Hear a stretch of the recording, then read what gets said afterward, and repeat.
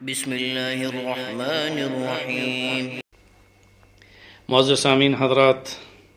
آج کے اس حلقے میں آپ کی خدمت میں تقوی کا مفہوم بتانا چاہتا ہوں۔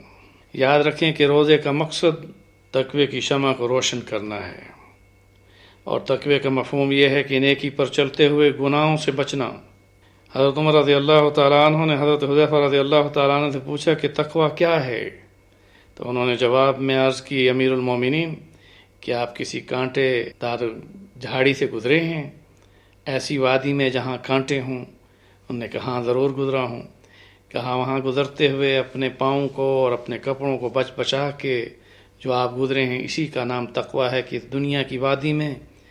گناہوں سے بچ کر زندگی گزارنا اور نیکیوں پر چلنا،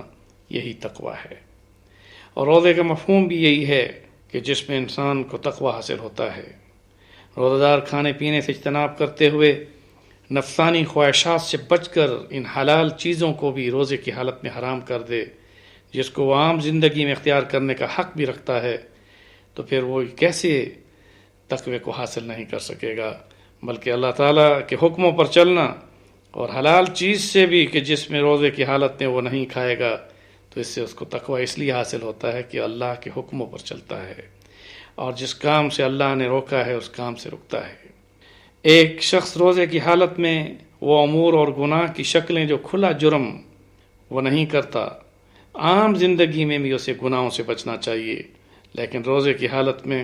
وہ گناہوں سے بچتا ہے، اس سے اسے تقوی نصیب ہوتا ہے۔ ایسے ہی روزے دار جو اپنی زبان کو جھوٹ اور غیبت سے،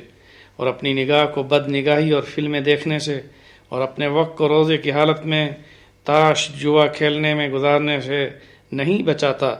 تو ایسے روزے دار کی بھوک سے اس کا تقوی اسے حاصل نہیں ہوتا۔ تقوی حاصل ہونے کے لیے ضروری ہے کہ روزے کی حالت میں انسان ذکر و فکر کے ساتھ رہے، اور اس طرح سے گناہوں سے بچتا رہے۔ روزہ در حقیقت گناہوں سے بچنے کی ڈھال ہے، جس کے بارے میں رسول اکرم صلی اللہ علیہ وسلم نے ارشاد فرمایا کہ روزہ ڈھال ہے۔ ڈھال سے مراد گناہوں سے بچاؤ کا ذریعہ ہے۔ اس میں نفس کو گناہوں سے بچایا جاتا ہے۔ عام زندگی میں انسان اتنی احتیاط نہیں کرتا، مگر روزے کی حالت میں وہ ہر گناہ سے بچتا ہے۔ یہی وجہ ہے کہ ایک ماہ کے روزے کے ذریعے انسانی زندگی میں گناہوں سے بچنے کا کورس ہر سال مقرر فرما کر رب ذوالجلال نے اسے تقوی کی طرف دعوت دی ہے، اور اس طرح ایک مہینے کی اس پریکٹس سے انسان سال بھر گناہوں سے بچتا رہتا ہے۔ روزے میں ہر مسلمان حیوانیت کی حالت میں نہیں ہوتا، اور نہ ہی وہ اپنے نفس کی شرارتوں اور خواہش پر چل سکتا ہے۔ اس میں اس کا کھانا پینا اپنی مرضی پر نہیں، بلکہ وقت مقررہ پر ہوتا ہے۔ سحری سے افطاری تک پورا دن اللہ کی رضا میں نفس کی ضرورت کو بھی ترک کر دیتا ہے، اور اس سے مقصد محض اللہ تعالیٰ کی خوشنودی حاصل کرنے اور متقی لوگوں میں شمار کرانا ہوتا ہے۔ اس لیے رسول اکرم صلی اللہ علیہ وسلم نے ارشاد فرمایا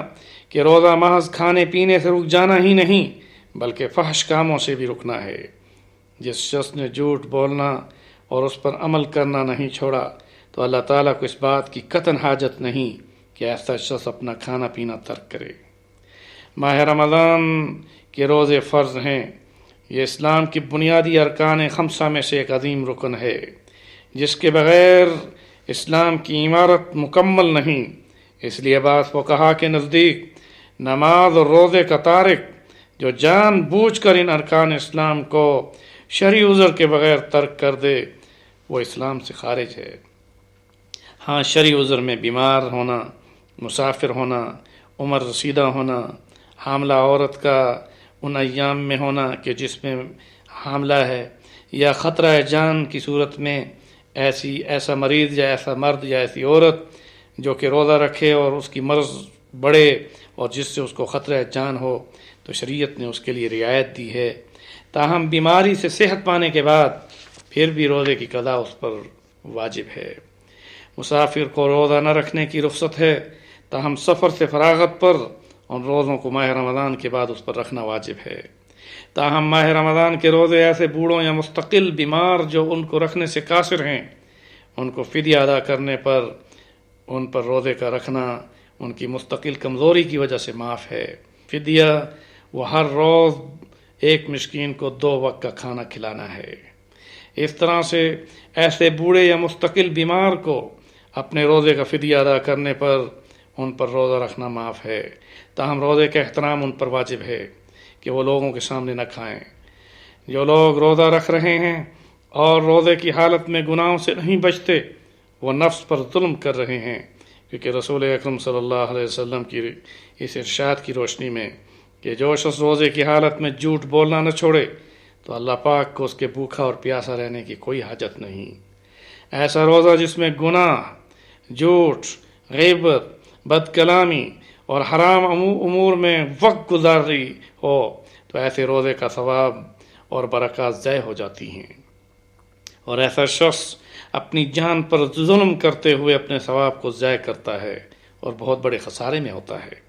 روزے کی حالت میں خصوصی طور پر ہر روزے دار کو اس کا اہتمام کرنا چاہیے کہ وہ اپنے گزشتہ کبیرہ گناہوں کی توبہ کرتا رہے، اور اسی طرح سے تقوی کو اختیار کرتے ہوئے آئندہ کی زندگی میں نیکیوں پر چلنے کا عہد کرے اور گزشتہ زندگی کے گناہوں کی توبہ کرے۔ تو اللہ رب العزت کا یہ وعدہ ہے کہ ایسے روزے دار کی توبہ کو اس کے روزے کے ساتھ قبول فرما کر اسے بخشش کا سرٹیفکیٹ دیا جاتا ہے۔ روزے کے ثمرات اور برکات کے حصول کے لیے نفلی نمازیں، ذکر و اذکار، تلاوت قرآن پاک، اس طرح لوگوں کو دین کی دعوت دینا، مساجد میں اعتکاف اور نیک لوگوں کی صحبت اور ان کے ساتھ بیٹھنا، اچھے لوگوں سے تعلقات رکھنا اور اس طرح سے غریبوں اور مسکینوں کی مدد کرنا، اور پھر گناہوں سے بچ کر اپنی آنکھ کی بد نگاہی سے، زبان کی بدگوئی سے، کان کو غلط چیز اور غلط گفتگو سننے سے بچائے رکھے، تو اللہ رب العزت کا وعدہ ہے کہ ایسا روزے دار من صام ایمانا و احتسابا، من صام ایمانا و احتسابا غفر له ما تقدم من ذنبی، ایسا روزے دار جو روزے کی حالت میں اخلاص کے ساتھ اور احتساب کے ساتھ روزہ رکھتا ہے، اللہ تعالیٰ اس کے گزشتہ سارے گناہوں کو معاف فرما دیتے ہیں۔ رب ذوالجلال کا وعدہ ہے جو شخص اس ماہ صیام و قیام کو نیکی میں گزار کر گناہوں سے بچے تو اللہ تعالیٰ اس کے گزشتہ سارے گناہ معاف فرما دیتے ہیں۔ اللہ رب العزت سے دعا ہے کہ رب کریم ہم سب کو ماہ صیام و قیام کی قدر کرنے کی توفیق عطا فرمائے۔ اس طرح رمضان المبارک کے روزوں کے بارے میں بہت ساری فضیلتیں ہیں، اور اس کے ساتھ ہی رسول اکرم صلی اللہ علیہ وسلم نے رمضان المبارک کے روزے کو تمام مسلمانوں پر فرض کر کے یہ بات واضح کر دی کہ اس پورے مہینے میں پوری دنیا میں مسلمانوں کا نیکیوں کا گراو آسمان پر ایسا نظر آئے کہ جس سے رب ذوالجلال ان کی نیکیوں کو دیکھ کر فرشتوں میں فخر فرمائیں، اور جب اللہ تعالیٰ فرشتوں کو گواہ بنا کر اپنے بندوں کی نیکیوں پر فخر فرماتے ہیں تو سب سے پہلا سرٹیفکیٹ اپنے بندوں کو وہ عطا فرماتے ہیں کہ جس سے اس کے گزشتہ سارے گناہوں کو معاف فرما کر رب ذوالجلال ایسے بندے کو اپنا محبوب بنا لیتے ہیں۔ بہرحال رمضان المبارک میں ہم سب کو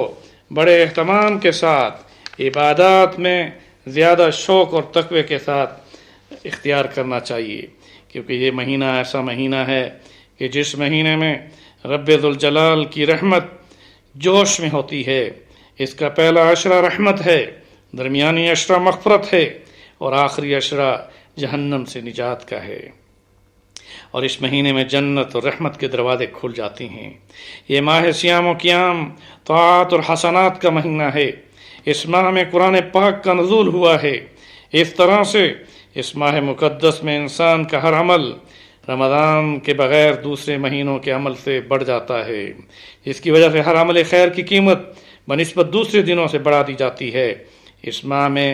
مطیع و فرمانبردار بندے نکھر کر سامنے آ جاتے ہیں۔ رمضان المبارک میں اپنے آپ کو اور رب کی خیریں حاصل کرنے کے لیے ہمیشہ متوجہ رکھا کریں، کیونکہ رب ذوالجلال رات کے وقت یہ آواز لگا کر کہتے ہیں کوئی ہے رحمتوں کا طلبگار کہ اسے رحمتوں سے مالا مال کیا جائے، کوئی ہے مغفرت چاہنے والا کہ اس کی مغفرت کر دی جائے، کوئی ہے رزق مانگنے والا کہ اس کے رزق کو بڑھا دیا جائے۔ اس طرح سے اللہ رب العزت اپنے بندوں کو یوں مخاطب ہوتے ہیں، اے خیر کے طلبگاروں آگے بڑھو، اور اے شر کے طلبگاروں اب رک جاؤ، خیر حاصل کرنے کے لیے آ جاؤ، کیونکہ میری معافی عام ہو چکی ہے۔ رمضان کی ہر رات میں رب ذوالجلال اپنے بندوں کو یوں مخاطب ہوتے ہیں، اے خیر و ثواب کے طالبوں اور طلبگاروں قدم بڑھاؤ، اور اے بدی کے خواہاں رک جاؤ۔ ماہ رمضان کا پورا مہینہ خیر و برکت کا ہے۔ اس طرح اس مہینے کے اندر رب ذوالجلال اپنے بندوں سے مخاطب بھی ہوتے ہیں، ان کی دعاؤں کو بھی قبول کرتے ہیں۔ یہی وجہ ہے کہ رسول اکرم صلی اللہ علیہ وسلم رمضان المبارک میں اپنی عبادت کا گراف اتنا بڑھا لیتے تھے کہ شد میں ذرا رسول اکرم صلی اللہ علیہ وسلم اپنی کمر کو کس لیتے تھے، اور اس طرح سے رمضان المبارک کی خیریں حاصل کرنے کے لیے صحابہ کرام کو بھی متوجہ کرتے تھے۔ بہرحال یہ بات ذہن نشین کر لیں کہ رمضان المبارک کا مہینہ عام معافی کا مہینہ ہے۔ اس مہینے میں بڑے سے بڑا گناہگار بھی اپنے گناہوں کو رب کے سامنے پیش کر کے معاف کرا سکتا ہے۔ یہی وجہ ہے کہ رسول اکرم صلی اللہ علیہ وسلم نے ارشاد فرمایا کہ بد نصیب ہے وہ شخص، بدبخت ہے وہ شخص جو رمضان المبارک کا مہینہ بھی پائے اور پھر بھی اللہ کی رحمتوں سے اپنے گناہ کی معافی نہ کرا سکے۔ اللہ رب العزت سے دعا ہے کہ رب کریم ہم سب کے گناہوں کو معاف فرمائے، اور اس رمضان المبارک کی خیروں سے ہم سب کو مالا مال فرما کر پوری امت کے گناہوں کو اللہ معاف فرما کر اس پوری دنیا کی دھرتی پر اللہ رب العزت امن اور سلامتی کے ساتھ ہم سب کو عافیت نصیب فرمائے، اور سعادت دارین کے ساتھ ہم سب کو جنت الفردوس کا وارث بنائے۔ آمین ثم آمین، وآخر دعوانا ان الحمد للہ رب العالمین۔